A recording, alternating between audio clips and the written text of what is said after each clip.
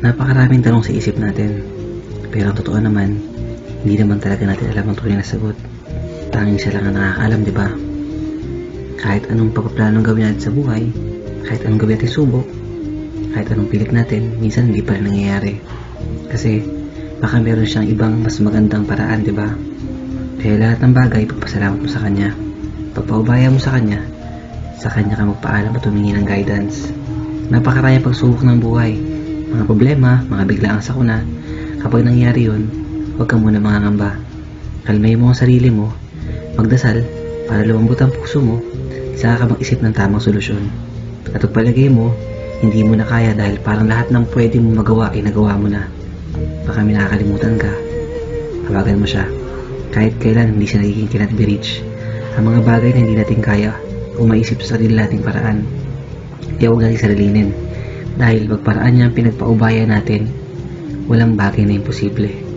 Manatili kang mabuti kahit nasa pinakamasamang araw ka ng buhay mo. Lagi mong iisipin na kaya mo.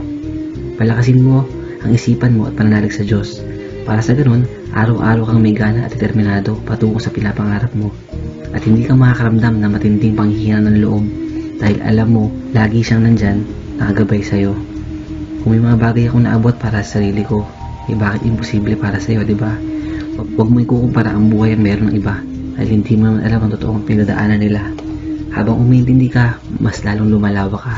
Habang nabibigay ka, mas lalo kang binibiyayaan. Tandaan mo na okay lang maging matalino ka at magtipid sa pera, pero huwag ka magiging madamot. Magkaiba yun. Pumulong ka hanggat kaya mo. Huwag mo pansinin ang mga taong naninira sa'yo. Dumiretso ka na ng lakad mo at iwan mo sa kanila yung ganong klase ng pag-uugali. Darating ang panahon na sila na mismo maglulubog sa sarili nila. Magpasalamat ka kung may nakuha ka. Magpasalamat ka kung bumagsak ka. Lahat ng bagay pagpasalamat mo dahil lumiliit ang tsansa makapasok ang malulungkot na emosyon pag lahat na i-apply mo sa sarili mo. Enjoy mo lahat ng meron ka. Cellphone mo hindi na uso, sapatos mo luma, mga damit mo may sira, pagkain mo nanggit na paulit-ulit. Maya't maya magpasalamat ka. Dahil like nito, ang lahat nga meron sila. Lahat ng bago nasa kanila, pero hindi naman masaya. Pagalingin mo ang sarili mo sa larangang mahal mo. Irespeto mo mga bata gaya ng pagrespeto mo sa matanda.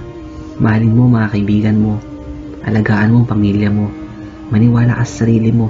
At higit sa lahat, maniwala ka sa Diyos. Bumagsak ka man sa buhay, bumangon ka agad.